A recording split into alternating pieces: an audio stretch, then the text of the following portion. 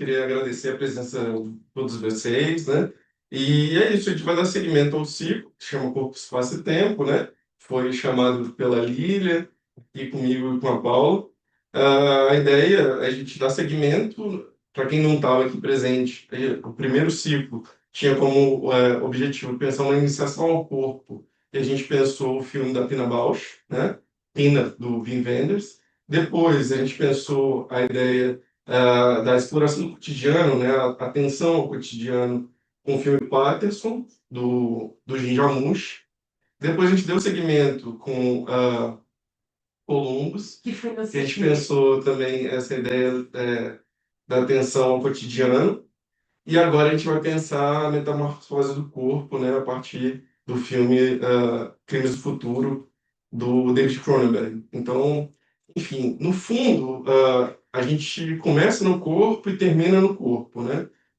Primeiro, né, um corpo que fica atento, fica, de alguma forma, aberto ao mundo, e agora um corpo que se transforma pelo toque do mundo. Então, um pouco essa dimensão que a gente vai querer debater com vocês. E os limites éticos disso, assim, né? Porque é como, eu vou adiantar uma questão, tem um fundo pós-humanista nesse filme, que talvez a gente vai um pouco tentar debater com vocês, porque quando eu vi esse filme, ele é de 2021, ele incomoda, né? E a partir desse incômodo que a gente queria debater. Então não vai ser uma palestra, vai ser uma conversa a partir do incômodo encarnado. Então é um pouco esse o objetivo hoje. Eu achei que eu nunca fosse falar nada desse filme. Hoje eu vi pela segunda vez. E eu queria só, assim, infelizmente eu não vou poder ficar até o final, porque a gente, enfim, começou mais tarde hoje. Mas eu queria apontar, assim, uma coisa que eu acho que é muito grave no nosso momento atual, até o nosso momento atual. Pode ser que no futuro a gente consiga estar tão especialista assim em corpo, mas o quanto a gente desconhece o nosso corpo, né? Acho que para começar, eu acho que a gente pode falar um pouco disso, assim, né? Trazer o quanto que o corpo pra gente é alguma coisa que a gente mal conhece o lado de fora e quanto a gente desconhece completamente do lado de dentro.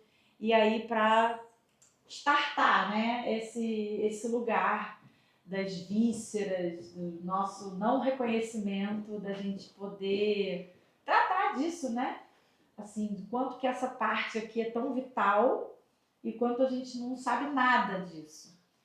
E aí, nessa relação que essa projeção do tempo, né, crimes do futuro, né? Por que crimes?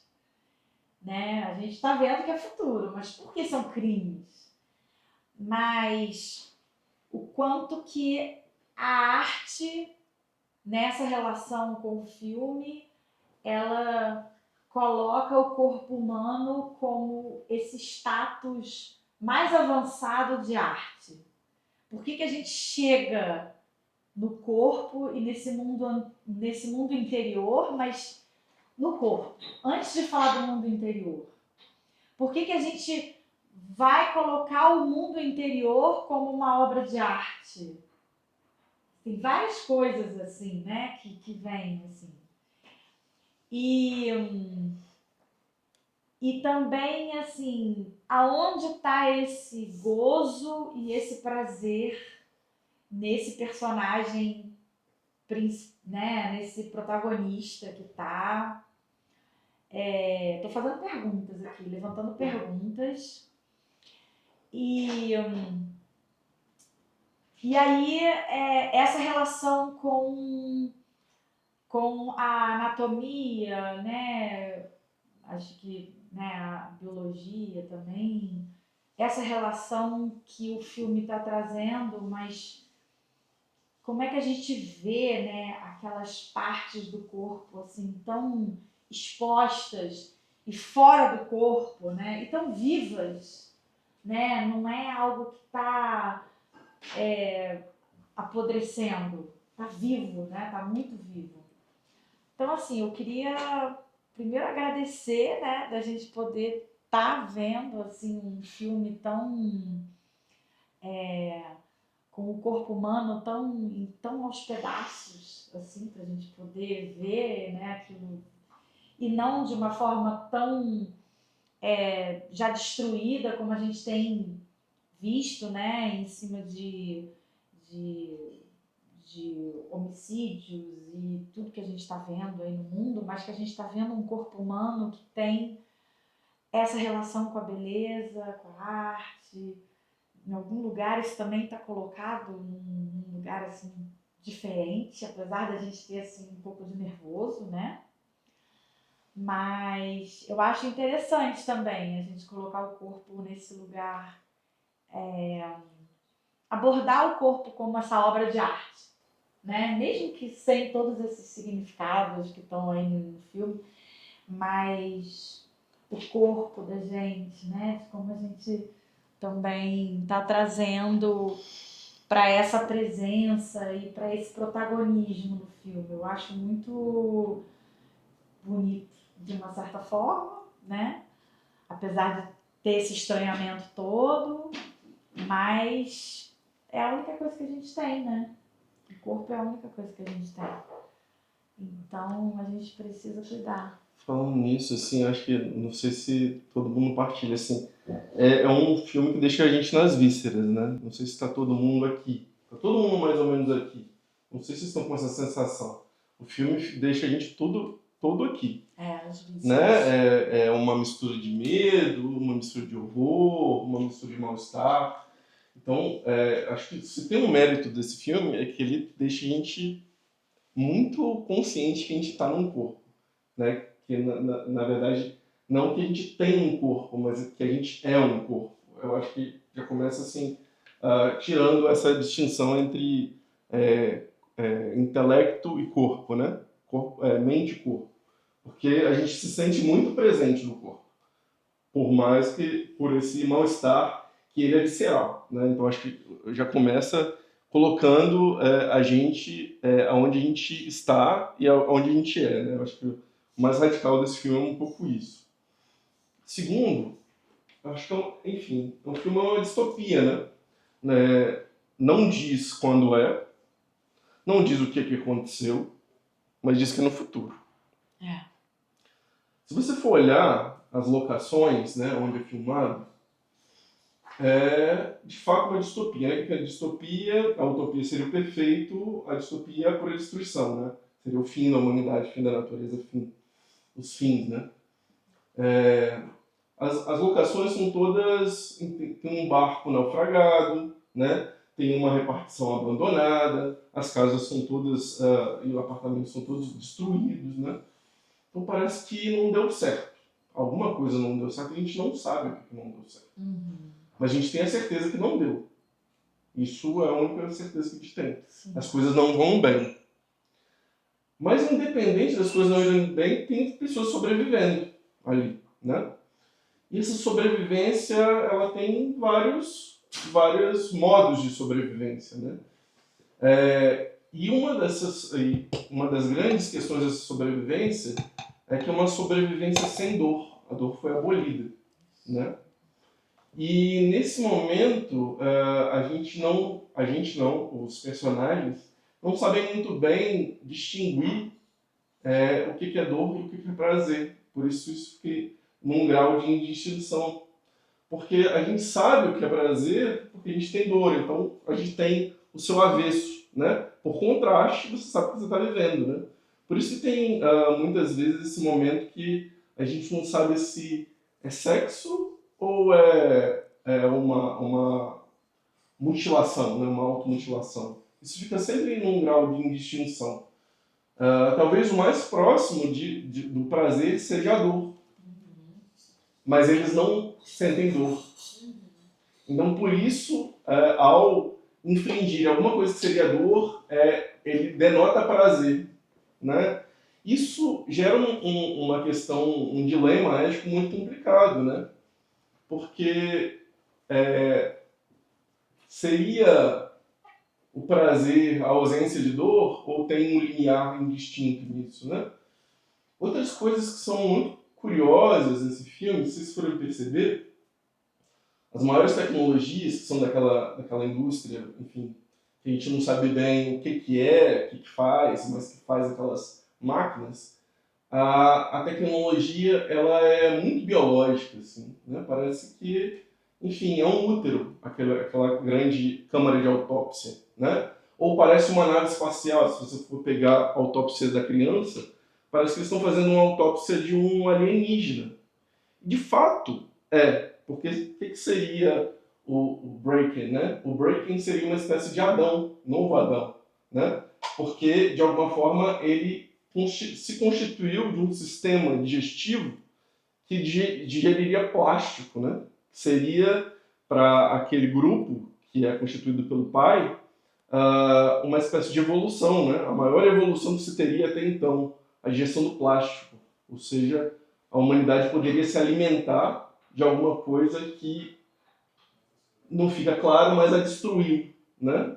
E é muito próximo da gente essa questão do plástico, né? Uma vez que a gente tem quase uma espécie de ilha de plástico, que ela não é totalmente densa, né? Uma ilha, mas a quantidade gigantesca que se desloca pelos oceanos. O plástico, os microplásticos estão presentes no sangue, estão presentes no cérebro, estão presentes no sêmen, né? A gente tem várias pesquisas sobre isso hoje. Então, uma das questões que se colocam muito no filme é o que é um corpo, mas o que pode um corpo, né? O que pode um corpo nesse sentido, e quais são as metamorfoses que compõem esse corpo. Se a gente fosse pegar, por exemplo, no estado que a gente vive hoje, no contemporâneo, né? Alguns pensadores dizem que a gente vive um momento que chamam antropoceno, né? Quando a potência de transformação humana ela ganha um nível que ela não é só biológico, ele deixa de ser meramente um animal dentre outros, se torna uma força geológica, ele pode fazer transformações muito grandes. E a gente entra no campo das transformações moleculares, das hormonizações, mas também num outro campo, então, um campo que a gente pode chamar de micro, né, essas transformações a nível molecular, e um campo macro, que a gente chama de terraformação, ou seja, estruturas que seriam do tamanho do planeta Terra que poderiam, então, o transformá-lo. Inclusive, tem alguns projetos de estruturas de tamanhos gigantescos que abraçariam a Terra, que construiriam uma espécie de junção de satélites fazendo estruturas espaciais. Então, é como se a gente estivesse se aproximando de uma escala que seria totalmente sobre-humana dentro da história da humanidade até então. A gente pode, de alguma forma, interferir no macrocosmos, no sentido da escala planetária, e no microcosmos do ponto de vista molecular, né? E isso nos coloca num ponto que é estranho, é como se fôssemos estranhos a nós mesmos, né? Isso se chama, muitas vezes, de pós-humanismo, né? Um momento que o humano começa a olhar para si mesmo e fala assim, isso é muito estranho, isso é uma espécie de alienígena, isso é uma outra forma de vida, né? E a gente pode se perguntar, né, quais são os limites disso, né? O que é ético, o que não é? Por exemplo, no filme, a gente não sabe bem o que é ciência e o que é obra de arte. Isso fica indistinto, né? E essa indistinção, ela nos revela o quê? Pelo menos a entidade que revelaria a indistinção entre biologia e obra de arte, ou seja, colocando criação artística e criação biológica no mesmo patamar, dentro da história humana, era uma entidade metafísica que chamava um Deus, certo? Nesse momento, parece que os sujeitos, as subjetividades ali presentes, elas começam a ser inventoras de si mesmas, elas são experimentos que se experimentam e se transformam, né? A ponto de o próprio Saul, ele é um produtor de órgãos. Então ele produz órgãos inclusive órgãos que não têm funcionalidade. Ou seja, um dos atributos de Deus é produzir coisas que têm funcionalidade, que faça parte de um sistema que funciona perfeitamente, né? Então a gente tem uma espécie de criador materialista das coisas, sabe?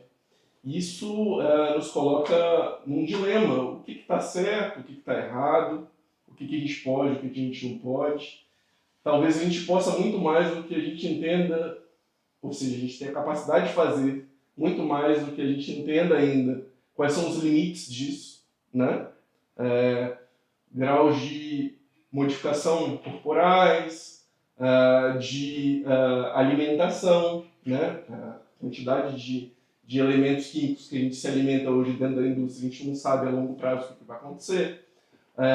Graus de urbanização, graus de transformação dos próprios corpos para atender a demandas estéticas. A gente pode colocar um exemplo, né, que são essas agulhas de emagrecimento, né? A gente não sabe o que é isso a longo prazo. Eu não estou colocando isso como uma coisa que está certa ou está errada. É de fato uma experimentação de vida que a gente está vivendo, né? E a gente não sabe isso a longo prazo. Então eu acho interessante a distopia do Cronenberg porque ela coloca um dilema absurdamente humano, né? Que seria como lidar com a criação, com a inventividade, com a experimentação, diante de um momento que a gente não sabe muito bem quais são os limites ou os acordos éticos. Vocês veem que, inclusive, entre eles, os grupos, né, tem um grupo do pessoal que come aquele espécie de barrinha de chocolate, que é uma espécie de produto químico para fazer uma automodificação. O próprio Saul, ele se aproveita dessas transformações evolucionárias anárquicas para transformar isso em obra de arte. Aquela galera da tecnologia, né, que produz aquelas máquinas que, de alguma forma, por exemplo, aquela cadeira, ela simula movimentos peristálticos do corpo para ele poder se alimentar, né? Faz aquele negócio todo para o alimento ir descendo, e a gente não sabe qual o limite, de alguma forma, porque ele vai sendo transgredido ao longo do filme inteiro, né? Tanto dos primeiros cortes, depois da abertura do corpo, até a autópsia de uma criança, que seria, digamos, um dos graus máximos da transgressão, né? O que seria vetado, né? Você pegar uma criança. E o filme ele já começa com uma monstruosidade, né? Que é a própria mãe matando o filho. Por quê? O filho, de alguma forma, a gente entende depois do filme, que ele seria uma espécie de novo Adão, né? O Adão de uma nova humanidade que poderia digerir plástico, por exemplo, né? Só que qual é a reação da mãe? Eu criei um monstro, né? Então, diante da monstruosidade, ela interrompe a existência de uma humanidade possível. Isso enfim, dentro de uma negatividade,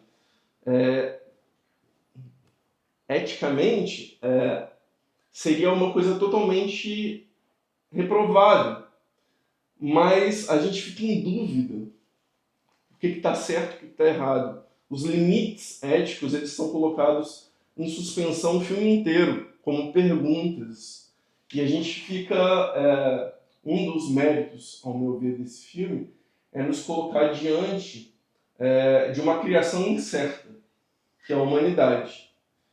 E a gente tem consequências disso, né? O que ele nos mostra é algumas consequências que são horrorosas, mas algumas também que são esperançosas, né? No final a gente não sabe bem se o Saul está construindo alguma espécie de horizonte de esperança, mas a gente não sabe bem como. Se a gente for pegar, por exemplo, a autópsia daquela criança, era para quê? Para mostrar aquele sistema digestivo novo de uma humanidade nova que deixou de existir. O que acontece? Eles roubam aqueles órgãos e enxertam órgãos misturados, né? Então, a própria indústria que produz aquelas máquinas, que são meio biológicas, meio máquinas, meio biofílicas, se a gente poder chamar, também está por trás de tudo aquilo. Então a gente não sabe bem quem que é o bonzinho, quem que é o mal, ou se todo mundo é meio perverso no meio do jogo, né? Todos os limites eles são um pouco suspensos. E não sei se vocês perceberam também, sempre quando o Saul vai encontrar alguns médicos, né, que estão ali pesquisando ele, a gente não sabe bem se ele está falando de ciência, no sentido da evolução do seu próprio corpo, de arte ou de política, né? Por quê? Porque, de alguma forma, no momento que essas bordas são rompidas, a própria ideia é o que é viver junto, o que é ser humano, né? O que é o belo, né? Todas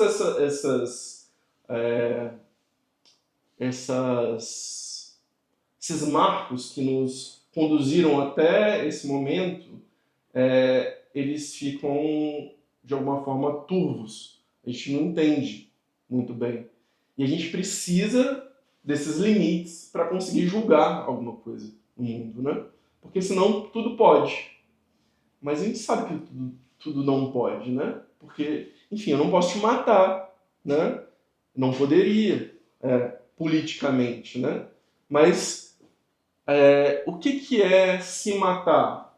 O que é se cortar? Ali é uma metamorfose, ali é arte, ali não é, sabe?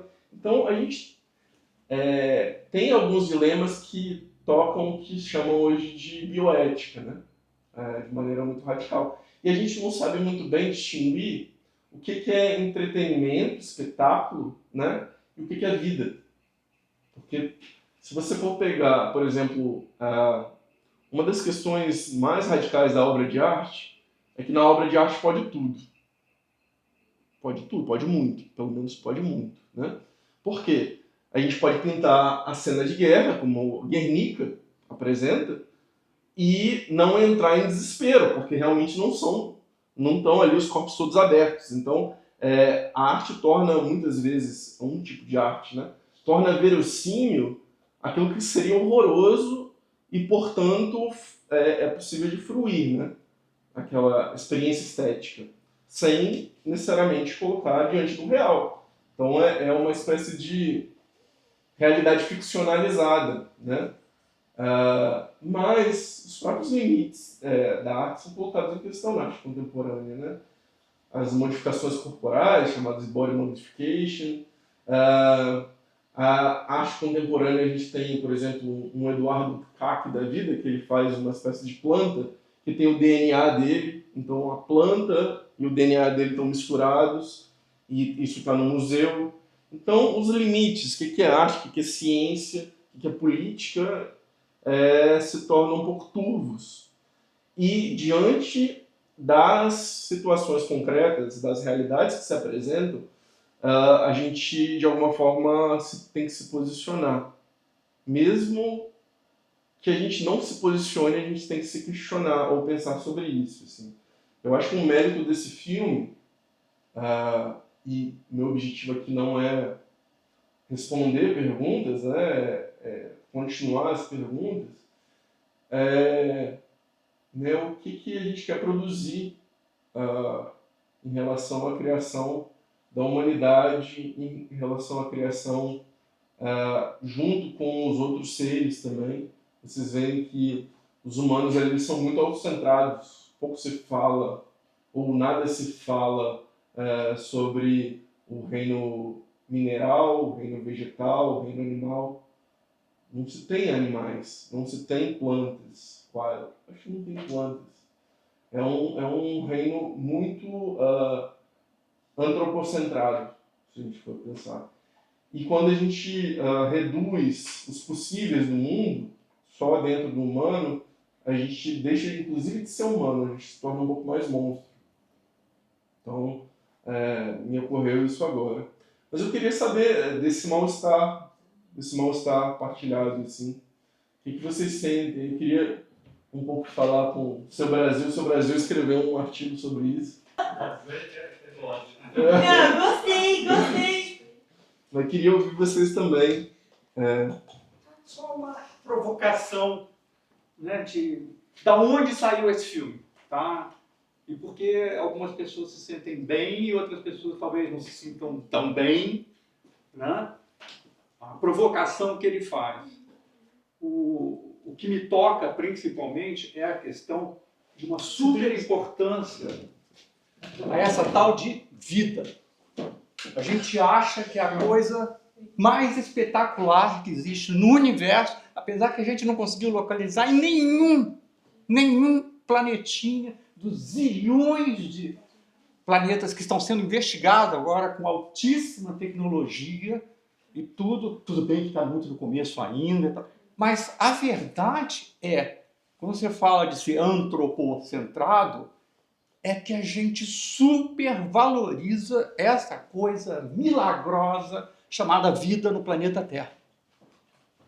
Eu acho que ele coloca, na minha opinião, ele coloca um pouco em dúvida isso aí, porque a Terra viveu muitos e muitos anos sem ter vida.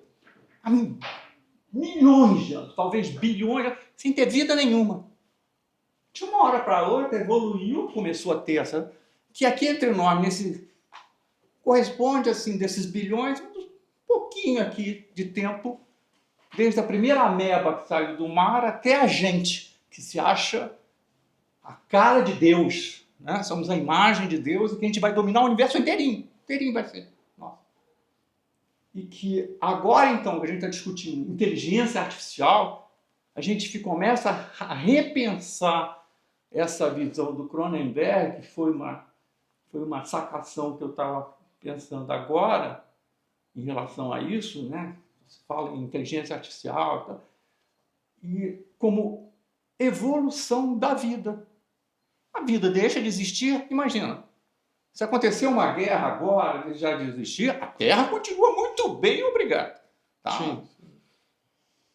Mas se o ser humano desaparece, ele talvez desapareça porque ele é inútil, ele não tem mais a sua época. A época existiu, são provocações, você não precisa acreditar, eu não sou padre, eu não estou aqui convencendo que o mundo é melhor, eu estou dizendo formas de pensar diferentes. É muito raro você ouvir alguém dizer que vida talvez não seja assim tão importante. Segundo lugar é o que vem depois da vida. Sim. E essa é a minha provocação com inteligência artificial, com toda a questão de robótica e outras coisas que a gente começa a ouvir e que nós estamos imaginando agora como sendo uma possibilidade. Não é uma opção, é uma possibilidade. Foi criado pela gente? Pode ter sido, mas quem é que criou a primeira ameba? Foi o mar? Foi um raio? Veio de um asteroide? Isso não é tão importante. É que talvez na história desse tal de universo as coisas nascem e morrem. Tudo, absolutamente tudo. Inclusive o próprio universo, as estrelas e tal. E que se o nosso período chegou a um ponto que talvez a gente não seja, por uma questão climática, de mudanças climáticas, tal, não serve mais para a vida. Os amiguinhos foram embora no começo. Desculpa. Nada. São coisas para pensar. Para a gente pensar que talvez, né, essa tal de vida possa estar partindo para uma outra forma e que... Uma outra forma de vida. É uma outra forma de vida ligada ao que a gente chamaria de cibernética, digital, que não é melhor nem pior, assim como de repente já teve dinossauro aí aos bilhões, aos milhões durante o tempo, foram embora e não causou nenhum tumulto no universo. O universo vai muito bem, obrigado. E a outra coisa que eu estava comentando sobre a autópsia. Existe uma coisa, eu não sou dessas pessoas, mas tem gente que adora ver um acidente, ele vai lá, bota o dedo no cadáver, ele tenta ver.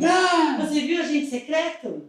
A perna cabeluda? Claro, é fundamental. Não, mas é do ser humano, né? Nem todos. Mas o cara vê uma ferida, abre para eu ver como é que foi a cicatriz e tal. Né? Isso corresponde até uma história da arte, da comunicação. Eu estava comentando que um dia eu sou crítico, eu sou jornalista, crítico de cinema e de televisão. Um dia eu estou na Inglaterra assistindo televisão, que é uma coisa que eu estou fazendo, eu estava, na verdade, querendo ver até um outro tipo de programa, surfando. Aí eu literalmente vejo o que me pareceu impossível. Eles estavam num programa ao vivo, tipo Silvio Santos, auditório lotado, as pessoas, um sujeito todo de branco. Assim, eu nunca mais vou me surpreender nada na Inglaterra. Assim, isso é uma mentira. É óbvio que surpreende, principalmente na televisão deles. Aí eu começo a ver o cara cortando, não sei o que e tal. Aí ele tira o negócio. Isso aqui é um coração, meus senhores. Você acha o quê? Olha o peso dele, tá? Maior do que a minha mão. Aí ele foi lá dentro. Muito obrigado. Aí tirou um fígado. E eu tô assim, que programa de humor meio mórbido, né? Sem graça. Aí eu fui começando a ver aquilo ali, era uma autópsia. Ao vivo, pela televisão. Líder de audiência, as pessoas todas lá, porque é uma tradição britânica. No século XIX, eles faziam isso no teatro. Passou a ser uma febre tão grande, tipo musical. As pessoas não iam ao teatro, elas iam ver a autópsia. Vamos ouvir. Uma coisa que eu achei interessante no filme que trata do futuro também é um pouco do quanto as relações são diferentes, assim. Eu senti que era uma coisa muito, assim, que não é algo que a gente consiga entender, mas a gente tem uma certa noção. Por exemplo, no começo do filme, não sei dizer se ele é um doutor exatamente, mas ele pergunta, o que vocês são? Aí ele fala, sou artistas performáticos. Aí eu pensei, ok, uma relação normal. Só que ao discorrer do filme, você percebe que a mulher tem ciúmes. Então não é só uma relação profissional, carnal, tem alguma coisa ali, só que é complexa. Ao mesmo tempo que, quando a gente já olha pra visão do... É Saul o nome dele? É Saul. A gente já vê ele discorrer de outros tipos de relação, ele sentir outras coisas. E até quando a gente fala ali do sexo, né? Naquela hora que ele fala, eu não tô acostumado com esse tipo de sexo, que seria o que a gente entende como tradicional. Não sou bom no sexo antigo. Então, assim, ele tá acostumado com aquela realidade, com suturas, com ser perfurado, com abrir feridas, que são coisas perturbadoras pra gente, mas se a gente se colocar na visão deles, aquilo que é normal, sabe? Um beijo é muito estranho, é uma coisa muito física. E também achei interessante o jeito que eles abordam tecnologias, porque não é algo que, se alguém descrever pra mim, um filme de uma distopia do futuro, onde as máquinas operam e tem órgãos, não sei o quê, e você pensa que é uma coisa maquinária e tudo mais, mas não, é tudo extremamente biológico. Cada máquina do filme, cada coisa que é inventada durante ele, você consegue ver que são coisas orgânicas, sabe? Que imitam, talvez, casulos, coisas de inseto, exoesqueletos. Basicamente isso. Qual que é o seu nome? João. João, que legal. Exoesqueleto, é isso mesmo. Tem uma cena que também, não sei se vocês assistiram o Chaplin, o Tempos Modernos, que aí eles vão testar uma máquina de alimentação e aí a máquina começa a maltratar ele na hora que ele tá comendo, né? E aí, ó, o Léo tá aprendendo a... Não sei não. Agora sim. Agora, porque antes estava centralizado na cara dele. Tá. Aí tem como você centralizar. Se você tocar no meu rosto... Mas aí, né? pro proforma, não precisa. Não, eu só falei do Chaplin, que tem aquela cena do Chaplin que copia, mas ele também faz referência a outros filmes dele. Tem um primeiro filme dele que... Primeiro que eu assisti, né? E era criança. Meu pai não deixava assistir Cronenberg e deixava assistir Hitchcock. Mas porque os Gêmeos Mórbidos da Semelhança são dois estudantes de medicina, ginecologistas que estão inventando umas ferramentas que parecem mesmo um exoesqueleto. E também tem esse concurso que eles criaram na cabeça deles do corpo mais perfeito por dentro, né? Mas só de mulher. E o Videodrome, que lançou ele para o mundo, mas o Mosca, que foi o primeiro que eu vi, que era o Jeff Goldman, não sei, é o cara do... Ele, né? Ele é o do Jurassic Park. E a Gina Davis, que acho que vocês não vão lembrar dela, mas ela fez Thelma e Louise. Não, também não vou lembrar. Enfim, mas a Gina Davis é uma mulher de 3 metros de altura, assim. E ele também. E eles fizeram mosca. E foi uma coisa muito engraçada, porque aí depois na adolescência eu ficava morrendo de medo de entrar mosca dentro do micro-ondas e misturar com a minha comida e eu comer a comida e virar uma mosca. Que foi isso que aconteceu com o cara. E aí, também essa coisa do sexo, da dor, da mutação. Todos os filmes dele têm isso. E eles estão casados até hoje. Enfim, o filme deixa eles casados até hoje. Pelo menos isso, né? E aí, depois ele ficou um tempo... porque ele é do Canadá, né, também. E ele é fora, ele é independente, né? E aí ele fez Crash no final dos anos 90, começo dos anos 2000, que aí foi uma coisa assim que depois... Que na Inglaterra também aconteceu uma coisa, porque o pessoal começou a praticar o que a galera fazia no filme, que é acidente de carro e as pessoas terem orgasmo quando o carro bate, assim. E aí, então, mas ele fez esse filme e aí as pessoas da minha idade, era uma coisa um pouquinho mais velhas que eu. Enfim, eu não dirijo, mas tipo, final dos anos 90, começo dos anos 2000, assim, uma galera que fazia isso e estava se matando mesmo, suicidando e o filme era meio uma loucura, assim, uma coisa meio distópica. Mas eu nem lembro se era um futuro, porque mesmo esse filme, a ideia de futuro dele não é um futuro completamente diferente, a não ser pelo exoesqueleto, que eu amei você lembrar dessa palavra. Aí eu vou ficar repetindo. Mas a decadência, né, que é a distopia, que é o presente, né? A distopia sempre fala do presente, né? E aí você fala também de uma coisa, né? Que a gente pode não estar aqui, o mundo pode continuar, talvez não, né? Mas também tem a ideia do capitalismo, falar, vai acabar mesmo, então vamos aproveitar os últimos recursos, e enfim. Mas eu acho muito legal esse filme. Eu acho uma pena ele não ter conversado com a juventude, não ter tido apelo. E foi a mesma coisa com Blade Runner, que é um dos meus filmes favoritos, também de distopia, também de fim de mundo, também desse apelo tipo de só existir noite, não existir mais dia por causa da poluição. E eu vi isso quando... O filme foi feito quando eu nasci, mas eu assisti adolescente. E o filme ficou cult quando eu fiquei adolescente. Ele saiu em 79, a crítica odiou, o público odiou. E depois ele virou super cult, e essa coisa de fim de mundo e de vamos preocupar com os centros urbanos, e a coisa também dos imigrantes, né, dos lugares abandonados serem cheios de imigrantes asiáticos, enfim, era uma coisa assim muito real. E era 2019, que foi 6 anos atrás, aquele futuro distópico, já passou até, né? E era um filme, assim... E quem era a máquina? Exatamente! É o spoiler, quem não viu o filme, vai também, essa altura, se você não viu o filme, é que o cara que ele estava investigando, tem uma grande possibilidade de ele ser uma máquina. Exatamente! Que ele deixa no ar. Replicante, que chamava. Replicante. Mas ele era um sujeito, né? Estava centrado, queria descobrir tudo, se apaixonar por ela. Ele também era uma máquina. Que é o sonho dele com o unicórnio, né? Que hoje virou modinha de novo. E por quê? Hoje não, né? Tipo, em 2018 eu lembro que o pessoal amava o unicórnio. E aí, principalmente as garotinhas, assim. E aí era uma moda, né? Eu falei, gente, mas o unicórnio era a prova. Se sonhar com o unicórnio era a prova que você era um replicante. Meio dessa história do Cronenberg, né? Afinal de contas, por que você está criando um Adão novo? Significa que o antigo não serve mais, né? Porque você está criando um Brooker, essa criança, não sei. E é sempre essa questão de você, tudo bem, para quê? Será que está tão ruim assim?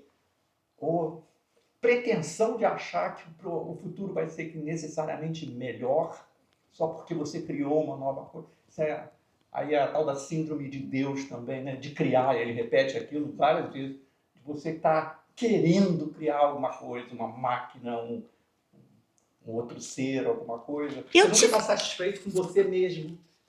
Eu tive a sensação que toda a criação dos médicos, das médicas, não era tão importante quanto a própria mutação do corpo do cara, porque, por exemplo, a gente já tem essa coisa, os golfinhos morrem com pasta, com escova de dente, não, enfim, não é o golfinho, é todo mundo, tá cheio de plástico dentro, Sim. né? Então, tipo, o oceano recebe, a gente recebe de volta, então não é uma coisa só de criação, não é intencional, né? O homem é o culpado disso, é o criador dessa mutação, né, na história, mas não foi intencional, né? Foi pelo... Mas isso é um ponto interessante, porque várias vezes ele levanta. Vai ser intencional, assim, né? Não é intencional? Aí ele pergunta, não é intencional? Ele coloca isso, por exemplo, os órgãos dele, né? Os órgãos estão sendo gestados. Mas não tem intencionalidade nenhuma, você é só um receptáculo disso. Então isso também é colocado em questão, eu acho E que que... estaria matando ele, lembra? Isso. E às vezes é uma Então, coisa se é- do tipo da cama, da tecnologia, né? A cama que tá criando. E ele fica se questionando, mas a cama, o objeto sou eu.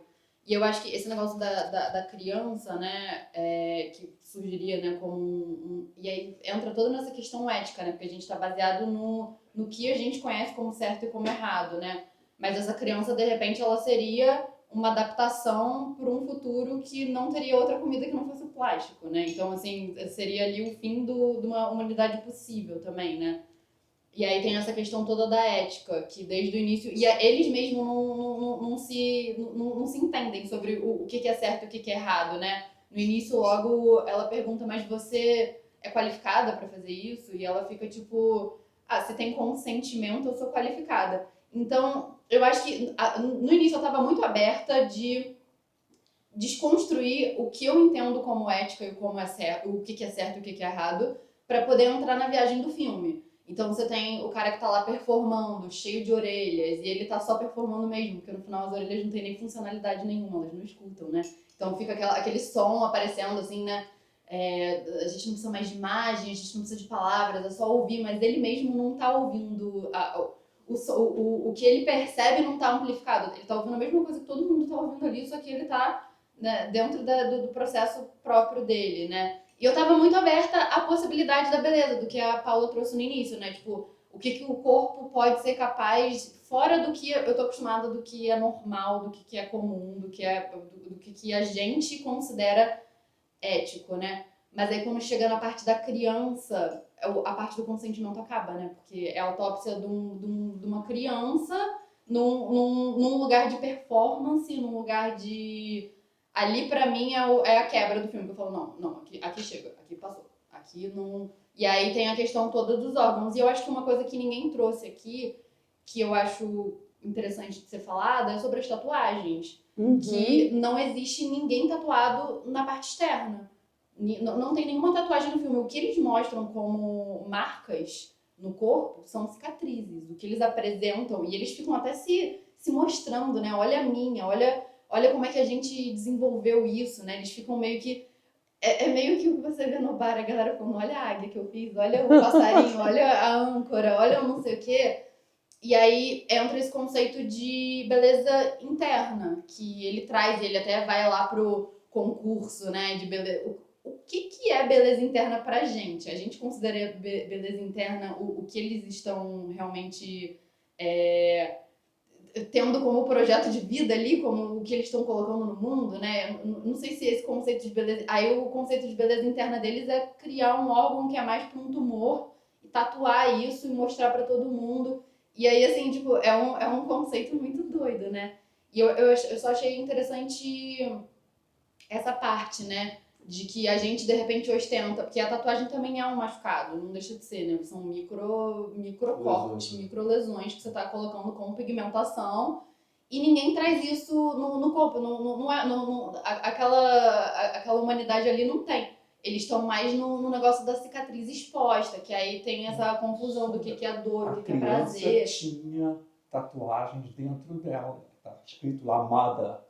Mas então, é isso que eu tô falando. Interna, né? Todos eles são internos, É. né? E aí o dele tá escrito father, e aí todo mundo pira a cabeça do pai, porque e aí ele fica achando que foi a mãe que fez, e não sei o quê. Mãe não mata a criança. Mãe não mata em hipótese alguma filho. Nesse filme, isso aí não mata por quê? É o que ela explica, não mata por quê? Quando essa criança é um problema, ela não é ela come plástico, mata sim. Né? Isso quebra todas as expectativas éticas, você pode estar em choque. E ela não tá nem um pouquinho arrependida. Em Não, momento eu acho que nenhum. ela fez certo. E Ela aí, de fez repente, certíssimo. um outro ser humano, uma outra mãe, uma outra mulher, de repente vai falar, tá, essa criança, ela é estranha pra mim, mas ela é o possível que tem de humanidade. Então, eu também acho que foi muito pessoal da escolha dessa mulher. Eu não tô falando que não tenho a menor ideia do que é certo e o que é errado aqui, assim. Ela é Medeia, né? É total, você tava, né, todo mundo tem um pouco de medeias, eu tava falando isso tanto no outro dia. Mas simbolicamente a Mas gente faz muito simbolicamente, isso. Sim, total. Eu acho que é por aí o que eu queria trazer. Mas acho que isso é um ponto legal, porque a primeira vez que eu vi esse filme, eu fiquei pirando muito aquela coisa que você estava falando das cavernas, né? É meio que isso. Uma das primeiras formas de arte é a arte rupestre, né? E aí, o maior futuro seria, assim, pelo menos que nos mostra no começo, a primeira cena do filme, são os interiores tatuados, que lembram um pouco essas cavernas, assim, né? É como se fosse uma espécie de neo-arte rupestre, Sim. que, de alguma forma, o que ela transforma não é só o ambiente, mas o próprio corpo, né? Então, se antes era a transformação do útero da Terra, né, a caverna, agora é a transformação do nosso próprio útero, assim, né, no sentido dos nossos interiores todos, assim.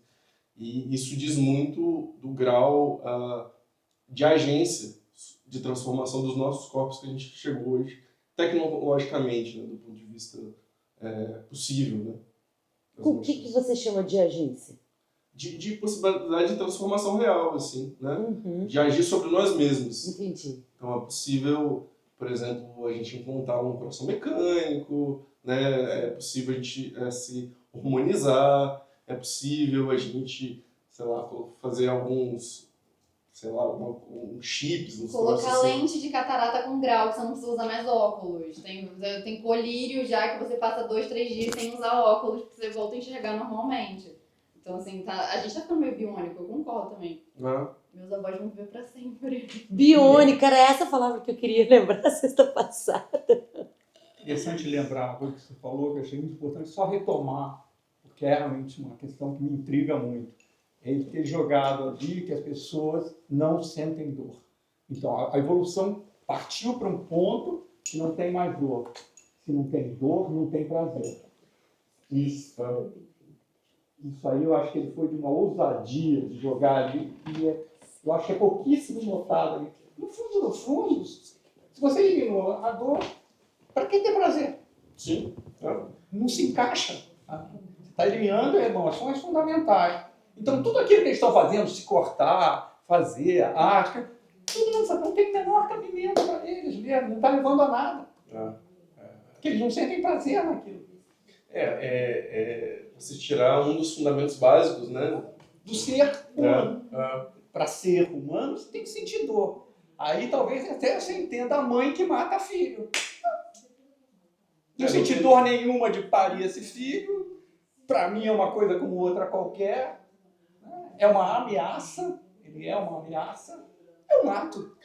Não sentir dor é uma ameaça contra a própria vida, né? Contra a nossa vida e a vida do outro. Nós não estamos programados dentro do que a gente chama assim, de um design, se é que houve. Tá? Todo animal sente dor. Todos. Se você pegar um cachorro e dar um chute nele, ele sente. Né? Uma mosca sente dor se você pegar. Né? Tem uma função maior disso aí. Talvez ligada a se sentir bem, a ser feliz, a querer evoluir, para não virar essa coisa, talvez. Sim. Muito boa essa questão da caverna, né? Talvez voltando para dentro, né? A evolução partindo para o interior, de si, em vez de ir para fora, fazer coisas, criar uma Capela Sistina. Né? Não, tudo centrado nele mesmo, que não vai levar. Eu acho que é distópico no sentido meio de entropia, né? De que estamos voltando para onde a gente veio, quero nada. Sabe? Em algum momento, e outra coisa que a gente está falando de coisa, né? Falando do salvar o planeta, cara, é só um cometa desviar 0,00000,1 centímetro da sua rota que está aqui, como aconteceu com todos os dinossauros, E já aconteceu, não estou falando de uma coisa que é produto da minha imaginação. É só acontecer. De novo, amor, não tem Cronenberg para imaginar uma coisa. Porque é um jogo. Você está dentro desse universo todo que a gente quer ter domínio, cria Deus, fez por causa disso, surgiu naquele dia, né? E talvez seja muito mais. Somos, como dizia, né, que Deus não joga dados, né? Será mesmo? São só dados. Gente, acho que está na hora de a gente dormir, né? Já. Vamos ter muito pesadelo hoje à noite. Você quer falar alguma coisa? Não? Não? Você gostou do filme?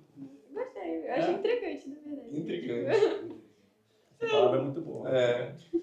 Imagina, você faz um filme, leva 10 anos, a pessoa... É intrigante. É só porque eu estou no seu time. A primeira coisa que eu achei interessante. Eu acho que eu não viria uma segunda vez, não.